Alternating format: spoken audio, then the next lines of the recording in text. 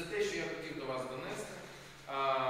І я зараз, перед тим, як вручити вам посвідчення, бо коли мене 2 місяці тому обрали головою обласної ради, я дізнався, що у голів сільських рад немає навіть нормальних посвідчень. Це неправильно. І тому я сказав підготувати, щоб ми могли вам їх роздати. Хоча ви вже добігає кінця термін вашого цієї каденції, але я впевнений, що ті люди, які себе проявили, вони будуть знову обрані.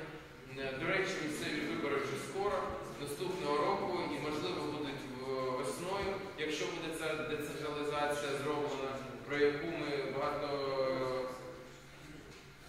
по якій ми вже підготувалися і по якій ми готові йти далі.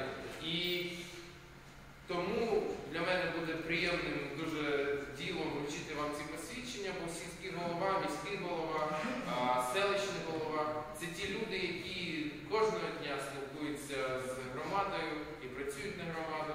І